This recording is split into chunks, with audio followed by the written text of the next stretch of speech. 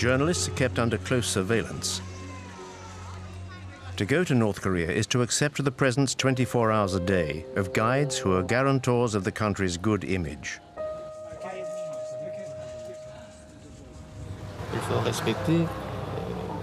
The law must be respected. We do not allow French journalists to go out alone. Our country, North Korea, does not like the French. Why? Because they took part in anti-North Korean operations. There never were any French operations against North Korea. But in Pyongyang's eyes, every foreigner is a potential enemy who has to be closely watched. It's the sworn duty of each guide to chaperone the visitor and regurgitate the regime's propaganda. Even these official North Korean guides may not be filmed. During our stay, we will be confined to our Pyongyang hotel, with absolutely no chance of being allowed to go out into the city unaccompanied. So, Mr. Han, what are we going to do? What now? We're going for a stroll. Where? Here. In the hotel? Yes, in the hotel. Maybe we could go into town. No.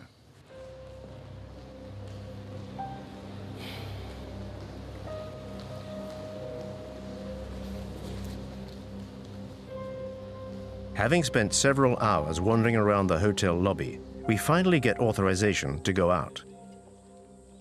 Any trip is pre-programmed and serves the objectives of the propaganda machine. The house where the founder of the nation was born reminds foreigners of President Kim Il-sung's heroic deeds and helps to affirm the family's legend. When she was 14 years old, the president left his native home, Mangyongdae, firmly determined not to return before Korea became independent. Since then, the president led the 20-year-long arduous anti-Japanese armed struggle to a shining victory and finally liberated our country. So our country... Hundreds of North Korean soldiers are taking part in a mandatory pilgrimage to honor the eternal president's memory. From the grandfather, Kim Il-sung, to the present incumbent, his grandson, Kim Jong-un, the leaders are as one in official pronouncements. Well, we now have the respected Comrade Kim Jong-un as our Supreme Commander. He is exactly like the President Kim Il-sung and the great General Kim Jong-il in his ideal leadership and in his humanity. So our Korea will always emerge victorious in the future too, under the wise leadership of the respected Marshal Kim Jong-un.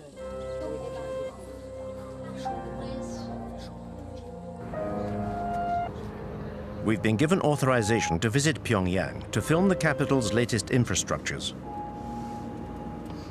The authorities are keen to airbrush the image usually associated with this country: a totalitarian regime, a family dynasty, and brutal repression. This shiny, brand new hospital is exactly the sort of publicity the regime wants. On the 3rd of November last year, Marshal Kim Jong-un visited our hospital. He was very happy. He said he felt like he was walking into a palace. Look at that chandelier up there. That is our emblem. It represents a woman's bust. This is the room which our glorious leader, Kim Jong-un, visited on the 3rd of November. Come in.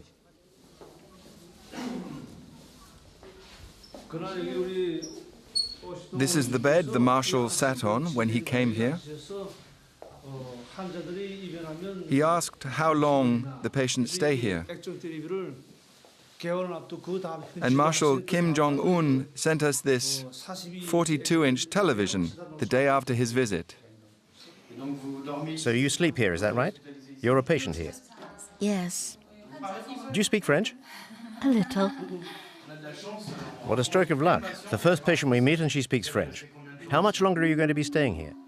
A week should be enough, I think. Wearing her hospital clothes, this patient is giving the performance of her life in this well-directed play.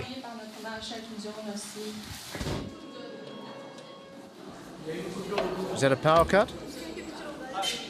But reality soon kicks in again. Do you often have power cuts? No, very rarely.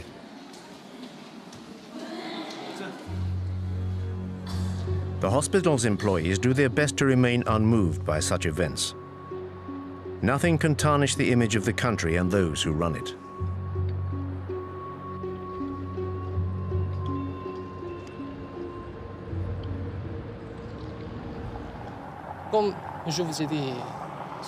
As I said to you this morning, our country is at loggerheads with the USA, Japan, and South Korea.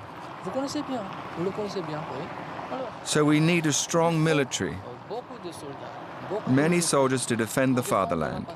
There is always tension in the Korean Peninsula.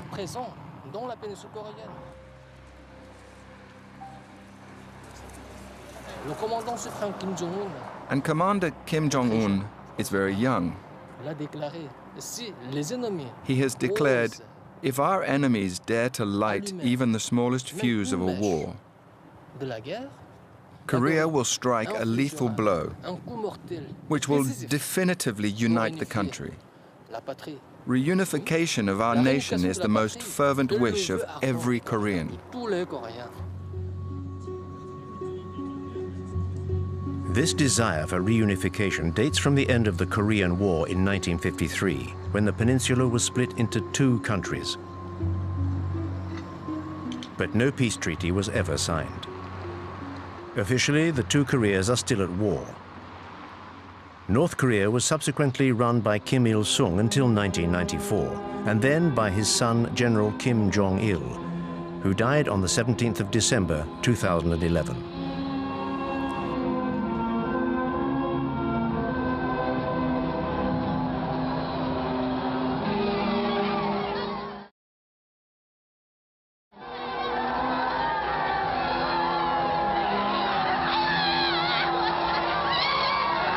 Kim Jong-un, son of the late Kim Jong-il, has been in power for 3 years.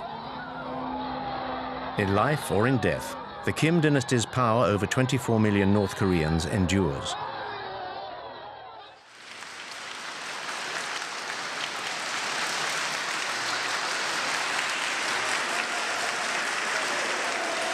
The Kim family is the first communist dynasty in history. The new incumbent was presented to the people as a natural successor. Barely 30 years old, Kim Jong-un was quickly awarded the titles of Supreme Commander and then Marshal, and set about consolidating his power. Kim Jong-un's accession to power gave birth to a new hope in the hearts of the North Korean people.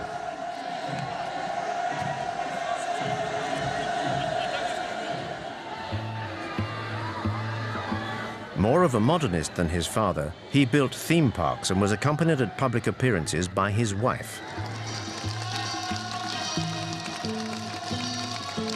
No North Korean leader had ever been seen to be so liberal before.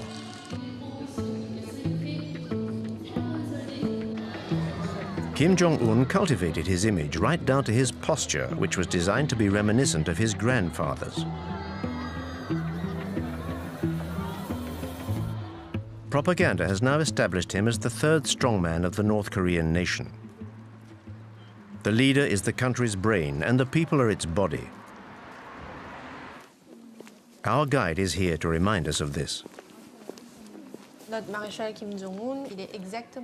Kim Jong-un is exactly like General Kim Jong-il in his human virtues, his political leadership, and his philosophy. Therefore, everybody respects and idolizes him. The guide's rhetoric is always the same. Under Kim Jong-un, devotion to the leaders remains almost religious. Like all transient foreigners, we are constrained by the regime's demands.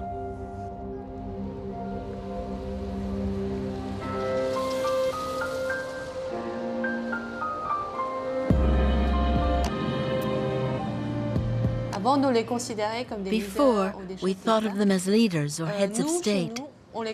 Now we think of them as our family's fathers, be it children or old people, be it men or women. The entire Korean nation considers them to be our fathers. In his 3 years of absolute power, Marshal Kim Jong-un, like his father and grandfather before him, has become part of the intimate fabric of Korean families. This retired scientist and her granddaughter are typical of this devotion to the regime. What are your feelings towards the Marshal? Like everyone else, I feel that Marshal Kim Jong-un is the embodiment of our destiny. He is our future and a father to us all. You foreigners could never understand how much we venerate our Marshal. The whole Korean population places its future and destiny in his hands. It is thanks to Marshal Kim Jong-un that I am wealthy and can live like this. In fact, maybe you know the song which speaks of the rise of our young nation and tells how our country will be built by the people under the guidance of Comrade Kim Jong-un. Thanks to him, our future will be brilliant and socialism will triumph.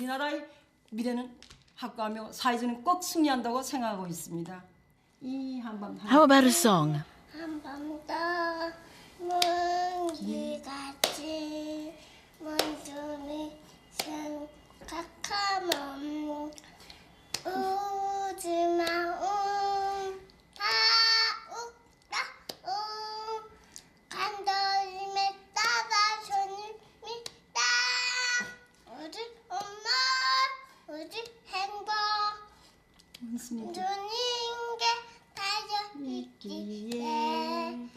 아침 저녁 소원은 하나 원수님의 안녕입니다. You see, even little children miss the Marshal, so they salute him in their songs. Your granddaughter who just sang, she's 2 years old. What kind of future do you want for her? What kind of country will she live in? I feel sure that she will live in a strong and prosperous country that will incarnate the might of Mount Baekdu. That she will live in a world where she will have no cause to envy others.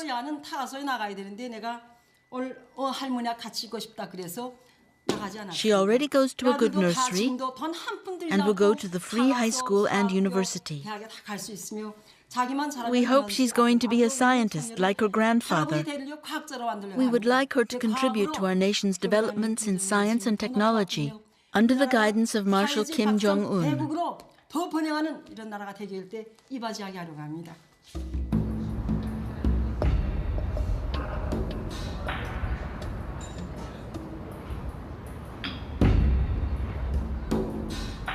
Under Kim Jong-un, the nation's future elite is being coached in Pyongyang's model schools. Here, the children of families close to the nucleus of power will one day become musical virtuosi. We teach the children piano, but out of 30 pupils, only a few will be selected for the National Academy of Music. Some will become pianists, and others will just become composers or singers.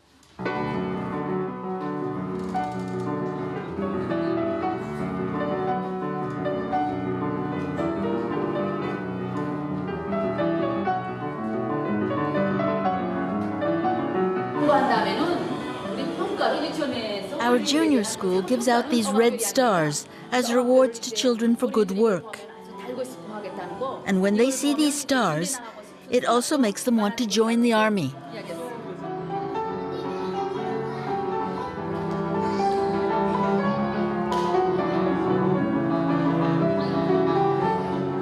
In this way, youth is molded to the regime's ideology from an early age and plays a vital role in its propaganda. The children have to be adorable. They're cosseted and well-fed. These are the regime's privileged few, the keepers of its eternal future.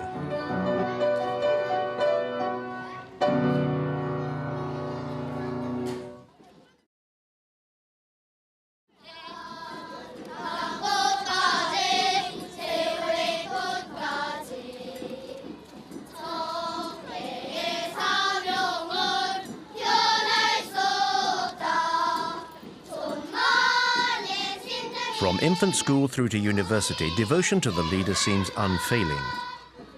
But all the parades, songs and smiles hide another reality. The images that we filmed in North Korea give no insight into how this enigmatic country really works. Only North Korean refugees who have fled their homeland can genuinely shed light on the country's everyday life. What your footage shows is children who are all at the same level. The ones who lead the parades on the streets of Pyongyang are psychologically groomed throughout their time at school, and usually they have access to better facilities, owing to their parents' position, because it's a privilege to lead parades like this through the streets of the capital.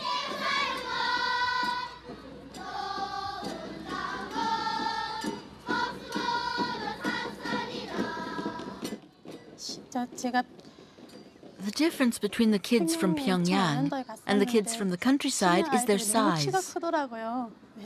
The children from the capital are much bigger than the country kids of the same age. This is due to lack of protein in their diet.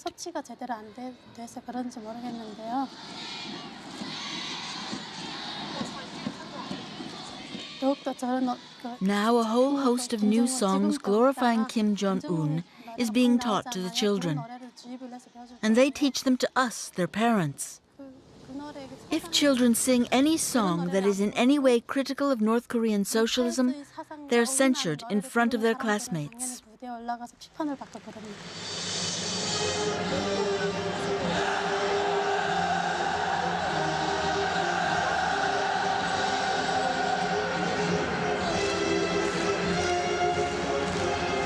This indoctrination of youth is an absolute priority. At the heart of this education lies a rabid patriotism.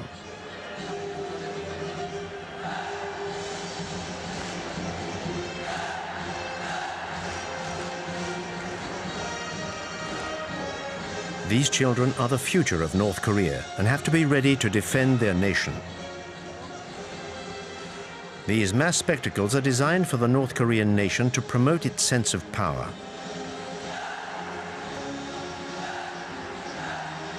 These 20,000 young participants are all members of families fiercely loyal to the regime.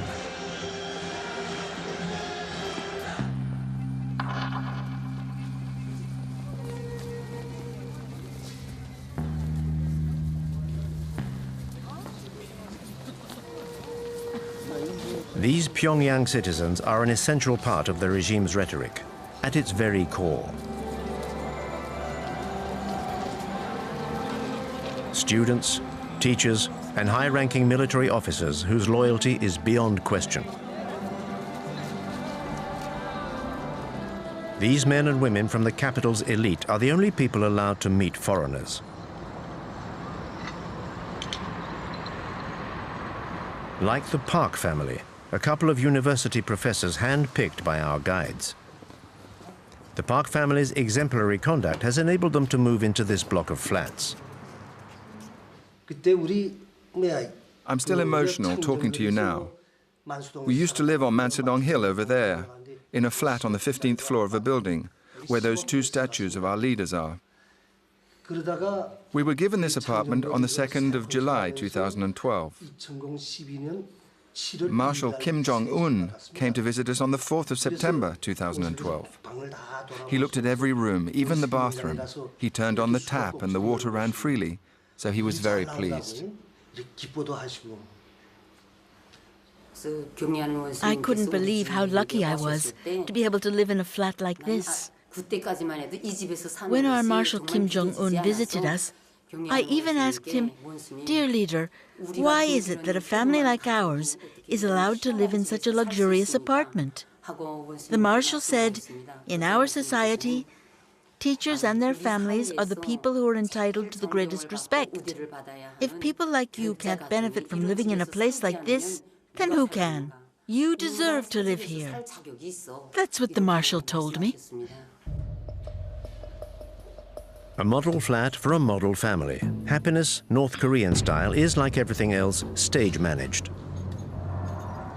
In order to ensure their loyalty and to disguise the iron rod hanging over the population, Kim Jong-un has transformed Pyongyang into a shop window for the regime's privileged few. Our Marshal Kim Jong-un is trying to ensure that all our people can enjoy a happy life. He wants the people to be able to live in a civilized country, a civilized and socialist country. It is his will and his intention that the people may one day enjoy a very modern lifestyle. This shows that we're trying to develop not just the leisure industry, but also sport, healthcare, and culture. We're trying to live in a more civilized world, basically. The despot Kim Jong-un has decreed the North Koreans should have fun. The country has supposedly entered a new era with fun for everyone. At least, that's the image that the authorities want to display to foreign visitors. On the outskirts of Pyongyang, this equestrian center is Marshal Kim Jong-un's latest creation.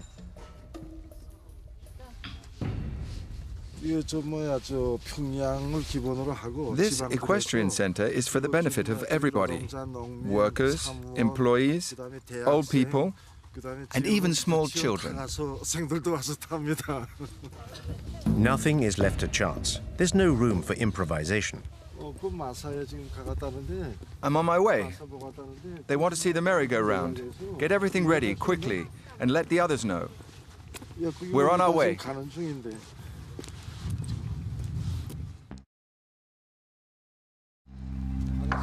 The horse symbolizes North Korea's power. If you believe what the North Koreans say, the Kim family comes from a long line of horsemen. The legend surrounding the supreme leader continues.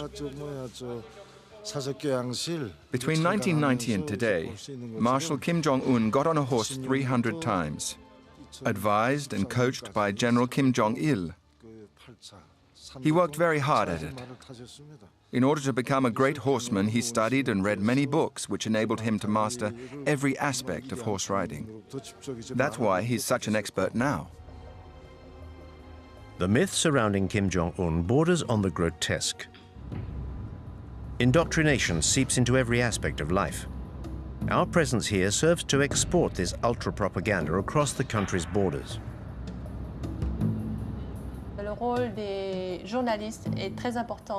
The role journalists play is very important. That's why we're taking the documentary you are making of our country so seriously. We hope that you will take what we have told you and turn it into a fair and objective documentary. Part of the schedule for the day is a visit to Marshal Kim's latest folly, a ski resort 200 kilometers from Pyongyang. His time studying in Switzerland gave him a taste for winter sports. The regime has spent $300 million on the construction of this complex. But Kim Jong-un has also achieved his objective of circumventing the embargo on leisure goods imposed by the international community. We have 10 ski slopes here at the Masik Resort, 9 for professional skiers and 1 for beginners. We started building these slopes in May 2013, and we finished on the last day of December 2013. That's what the Marshal required, and we achieved it. Our leader even promoted our resort all over the world.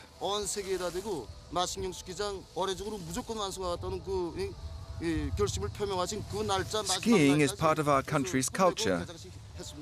And so Kim Jong-un wanted this resort built to develop our civilization.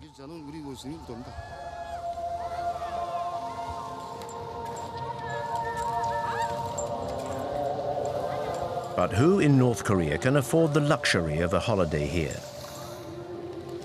No one is willing to explain the circumstances of their stay here. The resort was designed with the people in mind, and the prices too have been set with the people in mind. In Marshal Kim Jong-un's socialist country, money remains a taboo subject. Only 5,000 North Koreans are estimated to have the means to use this resort.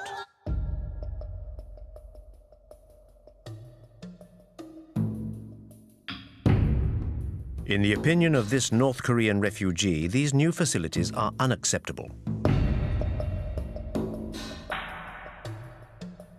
중요한 건 아니고요. 거기 뭐 불필요하게 국민들이 먹고 살기도 It's all 힘든데 so ridiculous. 그 건설해봤자 People are starving to death, and these facilities are only for rich people from Pyongyang and no good to anyone else. 갈 생각도 안 하고요. The reality is that people in North Korea are suffering.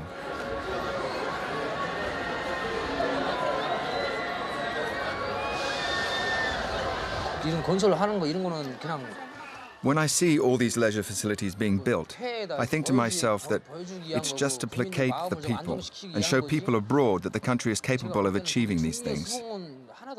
All the money spent on building these things could have been redistributed throughout the population. This is just throwing money out of the window. North Korea's economic difficulties do not stop the regime from spending money hand over fist. Every 2 years, Pyongyang puts on a film festival open to foreigners.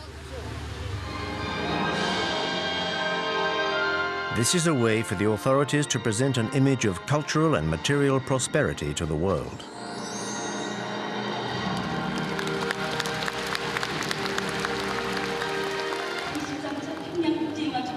We declare the 13th Pyongyang International Film Festival open. The films and cartoons shown all follow the party line, of course. This amenability towards the world outside North Korea is limited, and tributes to the leader are never far away. This event is all the more important because it only takes place thanks to the interest and the love that Marshal Kim Jong-un has for the cinema. You're about to watch films which are completely innovative in both form and content. North Korean cinema has a central role in the propaganda machine. It educates even before it entertains.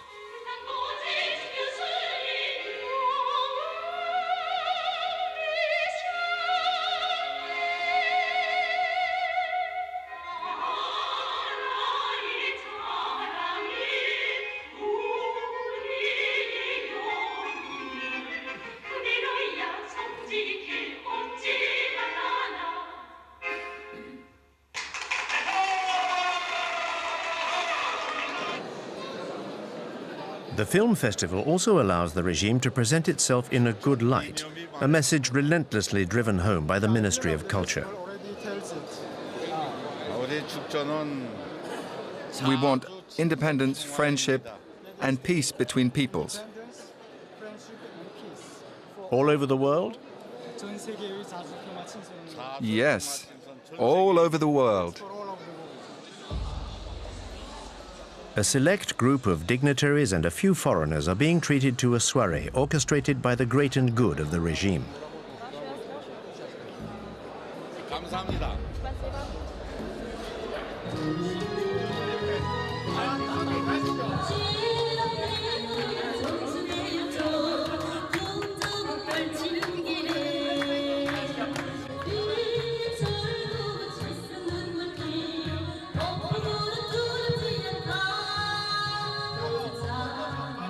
But behind this facade of a smiling, prosperous North Korea, the regime maintains control over every citizen's life.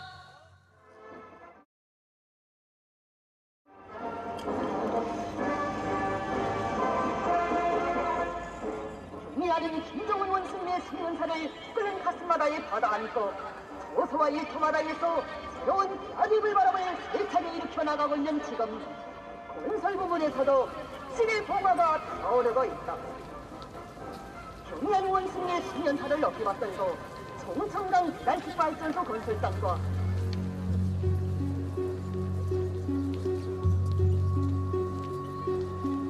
In this country of supreme leaders, even the smallest event is an opportunity to pay tribute to the leadership.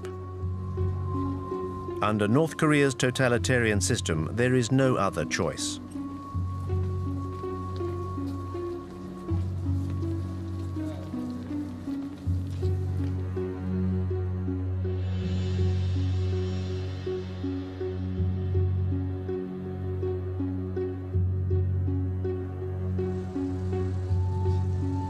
To commemorate the 60th anniversary of the end of the Korean War, the population of Pyongyang is requisitioned to pay tribute to its army. General Kim Jong-il said, "To safeguard our country, one can live without candy, but one cannot live without bullets." Our guide's words are directly influenced by the Songun doctrine, devised by the former leader Kim Jong-il, which gives the army the dominant role in building North Korea's socialism.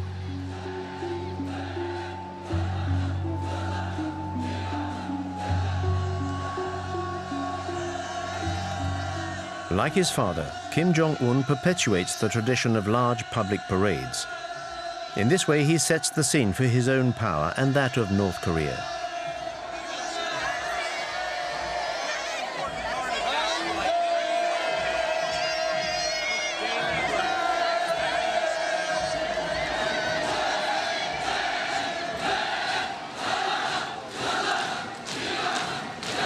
The army is the keystone of the regime, with 1 million North Koreans enlisted and 1/3 of the population reservists.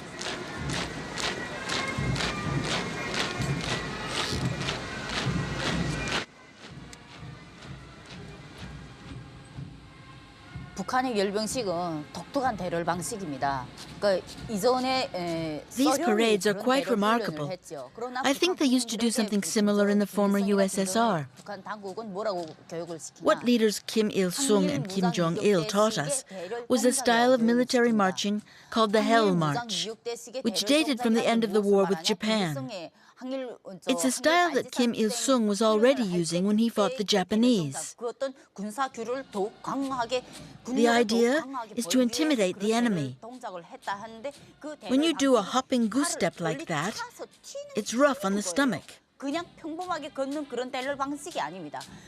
When we trained, we were told to wear 2 leather belts done up very tightly under our belly. This pushed up your stomach, which you can imagine is very painful.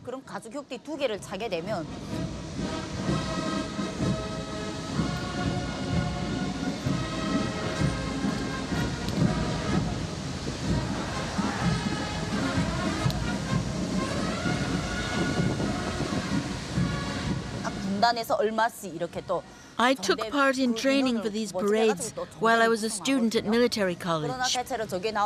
But a few days before the parade, I contracted paralysis in my legs because of the hopping. So I was unable to take part and had to go back to college. The training is extremely hard. It felt like being a prisoner in a labor camp. And in North Korea, not to be able to take part in the parades is very shameful.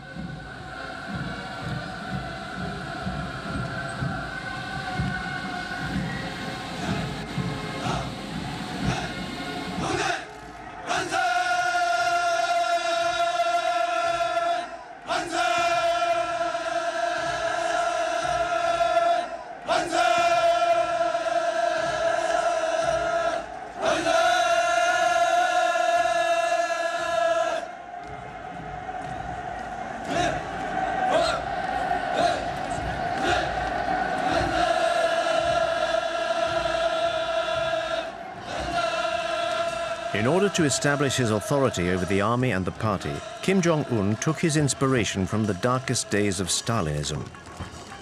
In December 2013, the young dictator began a violent purge of the state's apparatus. Any officials who could have got in his way were brutally eliminated, beginning with his own uncle, Jang Song-taek, who was very influential at the heart of the regime.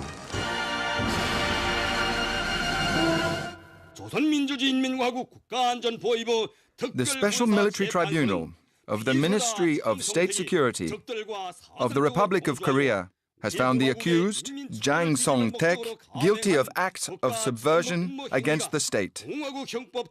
His goal was to overthrow the power of the proletariat by aligning himself with our ideological enemies. This crime carries the severest penalty under Article 60 of our Penal Code. This upstart, this traitor to the revolution, is condemned to death. The decision is to be implemented with immediate effect. Jiang Song-tek was shot, according to the party line, for fomenting a coup d'etat. He was said to be overly immersed in commercial activities with China. Any hope of the regime relaxing its approach was definitively snuffed out. Kim Jong-un has asserted himself as a warlord. His frequently bellicose directives are followed to the letter by North Korea's soldiers. After the Kim Jong-un regime took power, training became more and more intense. He was determined to crush South Korea by force. He was very insistent on the weapons we had to use and ordered us to use all our ammunition on every training drill. I remember the directives changing when he took over. We had to go up into the mountains more and more often for training sessions, 2 or 3 times a week. And everything changed from a military equipment point of view. We got new and better munitions, like armor-piercing bullets. I think Kim Jong-un wants to prove to Koreans that he is capable of preparing the country for a war against South Korea.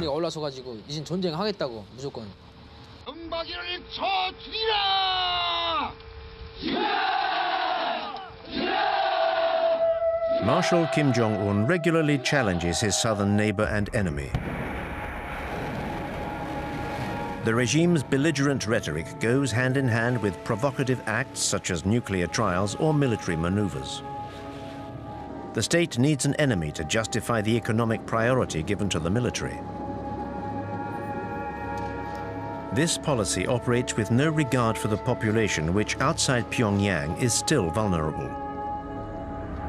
Between 1994 and 1998, the country suffered its worst ever famine, which caused the deaths of hundreds of thousands of people. At that time, I was a soldier, and I had some serious health issues. I'd lost a lot of weight. I remember that opposite my barracks, there was a woman who used to deliver food to the Labour Party cells. I went to see the farm manager and pleaded with him to give me some apples. I said, "Give me an apple before I starve to death."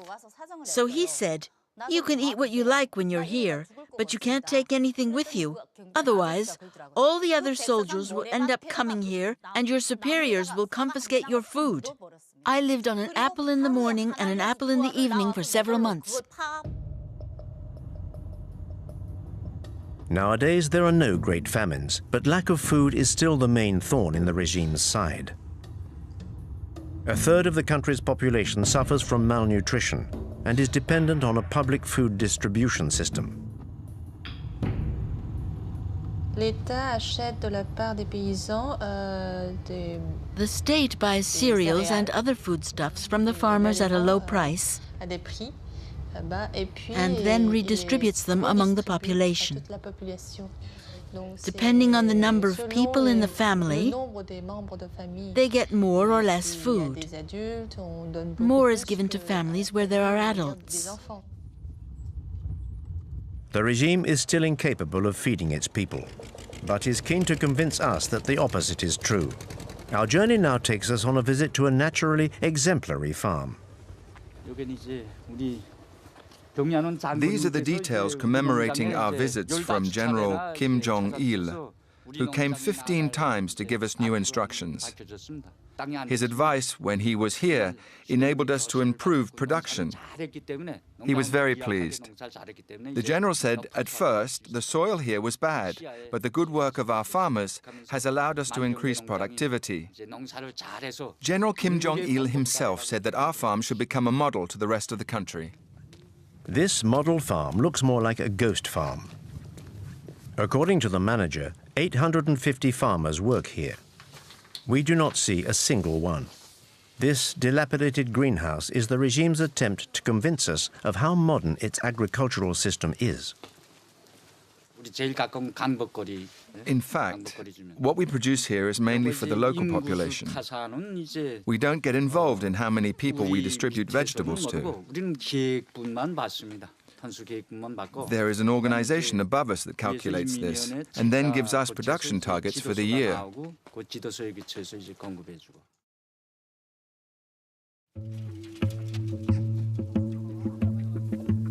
But the targets set by the authorities are unattainable.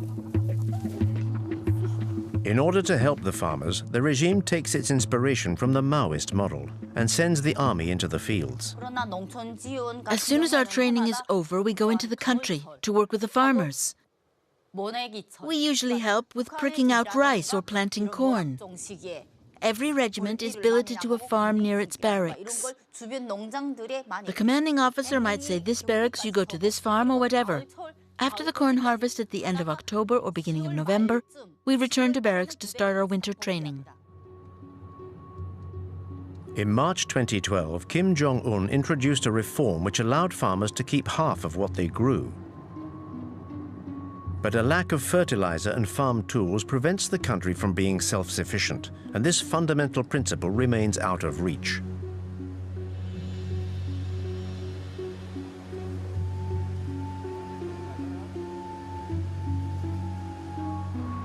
The regime seems to continue supporting a systematic economic path.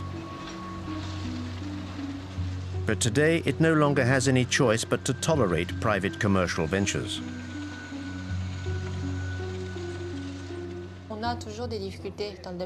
We still struggle economically. There are still obstacles to overcome, but under our marshal's leadership, everyone can enjoy a stable lifestyle.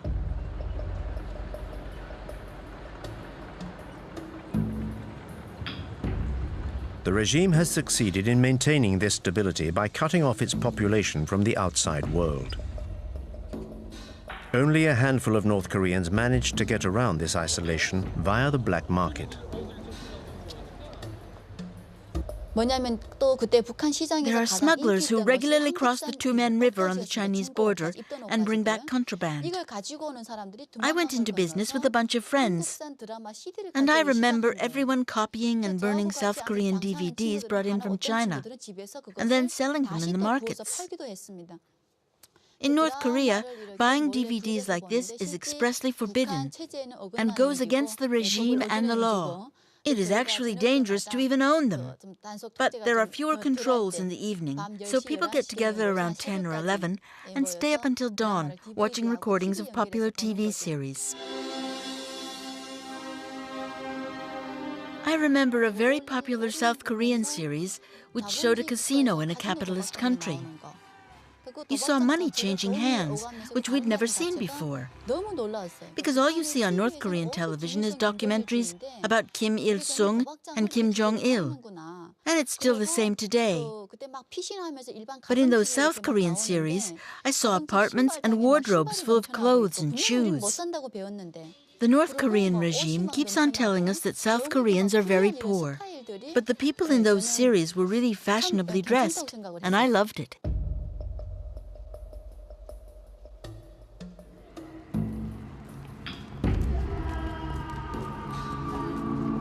According to these refugees, this new merchant elite could be the catalyst for change within the country. This may explain why control over the population has increased since Kim Jong-un's accession to power. North Koreans have absolutely no chance of leaving the country legitimately.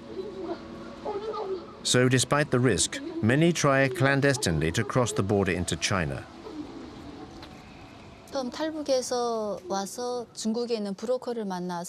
The first time I fled North Korea, I met a middleman when I arrived in China and was sold to a Chinese farmer. When you're on Chinese soil, you're considered an illegal immigrant and not a refugee. I ended up getting caught, and the Chinese authorities sent me back to North Korea. I was sent to a labor camp for a year. I was beaten for 3 days. The first few days are meant to frighten you and make you confess your crimes. Once you've confessed, you're sent to a labor camp or to prison. When they were torturing me, they prevented me from sleeping, and they hit me here, in the eye.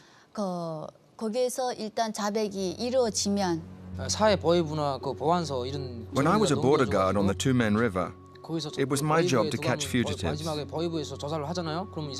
We were posted along the Chinese border in groups of 3. When we caught a fugitive, we took them to our guard post, where we recorded the time and date at which we'd captured them.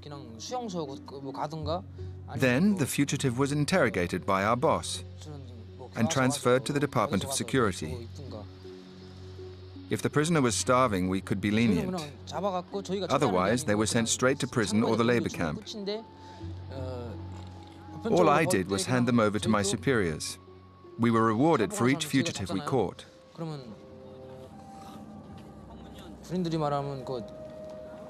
I stopped about 8 people from escaping across the Tumen River into China.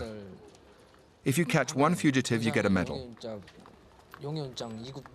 If you catch 5 in the same year, the Labour Party awards you prizes and even holidays so that you can go home and see your family.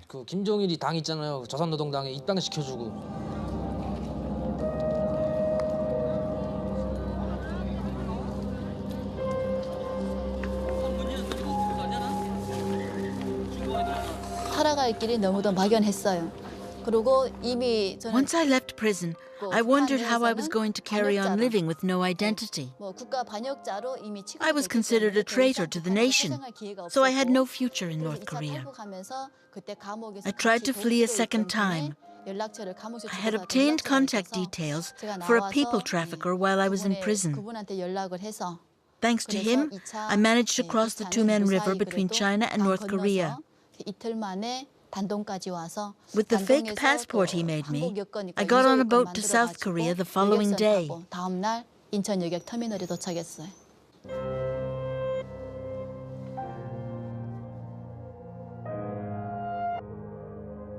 The ruthlessness of the regime and the disastrous economic situation have forced over 200,000 North Koreans to flee their country.